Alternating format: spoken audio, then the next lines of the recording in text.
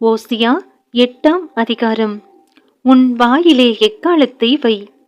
அவர்கள் என் உடன்படிக்கையை மீறி என் நியாயப்பிரமாணத்துக்கு விரோதமாக துரோகம் பண்ணினபடியினால் கர்த்தருடைய வீட்டின் மேல் சத்துரு கழுகை போல் பறந்து வருகிறான். எங்கள் தேவனே, உம்மை அறிந்திருக்கிறோம் என்று சொல்லி இஸ்ரவேலர் கூப்பிடுவார்கள். ஆனாலும் இஸ்ரவேலர் நன்மையை வெறுத்தார்கள். சத்துரு அவர்களை தொடருவான். அவர்கள் ராஜாக்களை ஏற்படுத்தி கொண்டார்கள். ஆனாலும் என்னாலே அல்ல. அதிபதிகளை வைத்துக் கொண்டார்கள். ஆனாலும் நான் அறியேன். அவர்கள் வேரறுப்புண்டு போகும்படி தங்கள் வெள்ளியினாலும் தங்கள் பொன்னினாலும் தங்களுக்கு விக்கிரகங்களை செய்வித்தார்கள். சமாரியாவே, உன் கன்றுக்குட்டி உன்னை வெறுத்து விடுகிறது. என் கோபம் அவர்கள் மேல் மூண்டது. எதுவரைக்கும் சுத்தாங்கம் அடைய மாட்டாதிருப்பார்கள்? அதுவும் இஸ்ரவேலருடைய செய்கையே. தட்டான் அதை செய்தான், ஆதலால் அது தேவனல்லவே. சமாரியாவின் கன்றுக்குட்டி துண்டு துண்டாய் போகும். அவர்கள் காற்றில் விதைத்து சூறை காற்றை அறுப்பார்கள். விளைச்சல் அவர்களுக்கு இல்லை. கதிர் மாவை கொடுக்க மாட்டாது. கொடுத்தாலும் அந்நியர் அதை விழுங்குவார்கள்.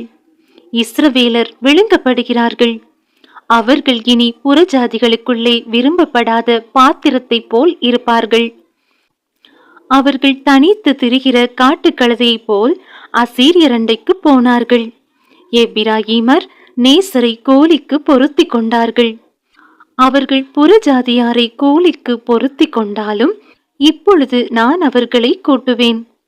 அதிபதிகளின் ராஜா சுமத்தும் சுமையினால் அவர்கள் கொஞ்ச காலத்துக்குள்ளே அகப்படுவார்கள். எப்பிராயீமர் பாவம் செய்வதற்கு ஏதுவாய் பலிபீடங்களை பெருக பண்ணினார்கள். ஆதலால் பலிபீடங்களே அவர்கள் பாவம் செய்வதற்கு ஏதுவாகும். என் வேதத்தின் மகத்துவங்களை அவர்களுக்கு எழுதி கொடுத்தேன். அவைகளை அந்நிய காரியமாக எண்ணினார்கள். எனக்கு செலுத்தும் பலிகளின் மாம்சத்தை அவர்கள் பலியிட்டு புசிக்கிறார்கள். கர்த்தர் அவர்கள் மேல் பிரியமாயிரார். அவர்களுடைய அக்கிரமத்தை அவர் நினைத்து அவர்கள் பாவத்தை விசாரிக்கும் போதோவெனில் அவர்கள் எகிப்துக்கு திரும்பி போவார்கள். இஸ்ரவேல் தன்னை உண்டாக்கினவரை மறந்து கோவில்களை கட்டுகிறான். யூதா அரணான பட்டணங்களை பெருக பண்ணுகிறான். ஆனாலும் நான் அதன் நகரங்களில் அக்கினியை வரப்பண்ணுவேன். அது அவைகளின் கோவில்களை பட்சிக்கும்.